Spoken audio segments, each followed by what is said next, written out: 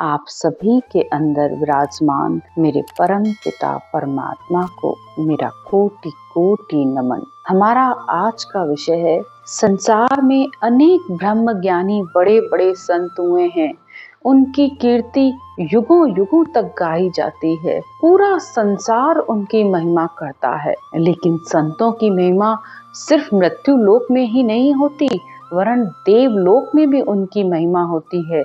देवता भी उनकी महिमा कीर्ति करते हैं और उनको कोटि कोटि नमन करते हैं। संसार के कई बड़े बड़े संत, दादू साहब, दरियाव साहब, कबीर साहब, गुरु नानक, सुखराम जी महाराज व पलटू साहब, अनेकों ही संतों ने ब्रह्म भक्ति की व ब्रह्म के नाम की रचना की।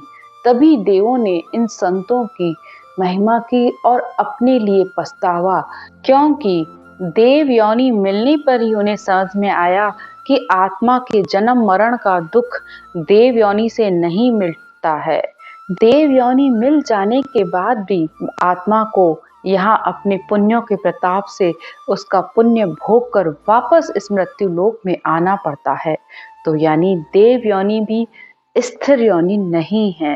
देवता भी परमात्मा से अर्ज करते हैं, यो सब देव करे पछतावा, यो नर तन कब पावा, जन्म मरण काल भय मेटर, परम धाम कब पावा। देवता भी पूर्ण परमात्मा से विनती करते हैं कि हे परमात्मा, हमें मनुष्य जन्म कब मिलेगा, क्योंकि जब मनुष्य जन्म मिला था तो ब्रह्म भक्ति की समझ नहीं थी, तो इसलिए देव पदवी तक की भक्ति अर्चना की और देव पदवी को प्राप्त किया।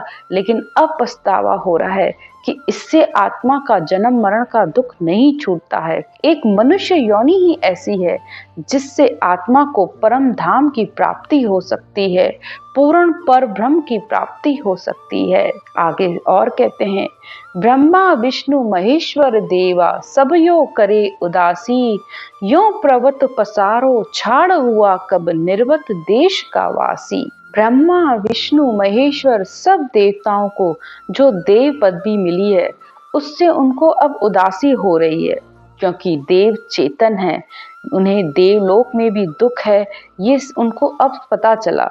क्योंकि देव पदवी भी स्थिर नहीं है, यहाँ भी एक के ऊपर एक देव पदवी है, यहाँ से भी आत्मा के आने की रीत है।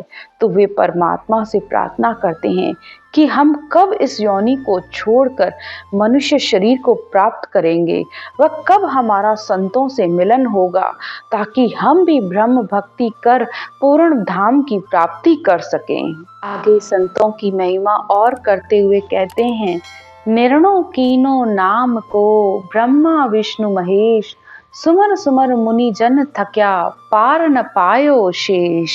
तीनों देव, ब्रह्म का नाम राम व संतों की शरण से ही सतनाम सत शब्द धुन आती है, इसका निर्णय करते हैं, यानी साक्षी देते हैं। सभी देव कहते हैं, ब्रह्म के नाम की विधि से भेद से रटना करने पर ही सतनाम की जागृति होती है, तभी आत्मा को मोक्ष की प्राप्ति होती है। सब देव ये बात कह रहे हैं कि बार बार ये बात कहते हैं, क्योंकि अनेक ही मुनिजन ये मंत्र करते करते थक गए, शेष जी भी इसका पार न पा सके। बिना विधि के ये शब्द धुन यानी ये परम तत्व आपके अंदर नहीं प्रकट हो सकता। सब देव इस बात को बार बार कह रहे हैं। आगे कहते हैं, अहो प्रभु मानव तन दीजे, भरत खंड के माही, करा संत सेवा और करा कुछ नाही। सब देव प्रार्थना करते हैं कि हे प्रभु, हमें मानव शरीर देना, वह भी भरत खंड में, ताकि हम संत सेवा यानी संतों के द्वारा दिए गए ब्रह्म के नाम की रचना करें और मुक्ति को प्राप्त करें। आगे देवता और प्रार्थना करते हुए कहते हैं, जय जयकार भयो जुग में, सारे बंद हंस बंधते छूटा, ब्रह्मा विष्णु करे स्तुति, सब में वासा टूटा।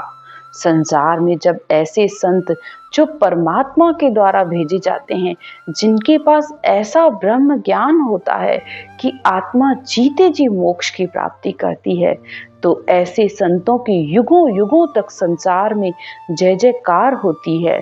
ऐसे औधाधारी संतों के समय में अगर अवतार भी आते हैं तो वे भी ऐसे संतों को नमन करते हैं जैसे राम जी ने गुरु वशिष्ठ जी से ये ब्रह्म ज्ञान प्राप्त किया। भगवान कृष्ण ने नेमनाथ जी को अपना गुरु मानकर ब्रह्म ज्ञान की प्राप्ति की। तो ऐसे संतों को बार बार नमन करके कहते हैं, सर्वलोक जय जय करे, वंदे विष्णु महेश, जब पहुंचा सुखराम कहे, संत समाधि देश।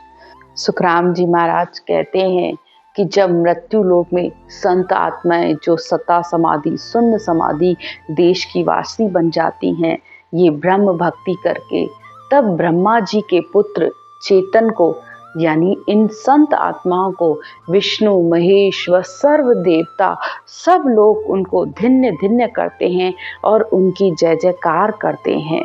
अब देवताओं द्वारा जब संतों की इतनी महिमा को सुनकर कुछ लोग देवों को ही नकार देते हैं और वे अपने आप को देवों से भी ऊपर मानने लगते हैं और उनकी पूजा अर्चना भी करना छोड़ देते हैं, जो कि सही नहीं है। इसकी चर्चा हम अगले पार्ट में करेंगे। आज की चर्चा यहीं तक। राम राम।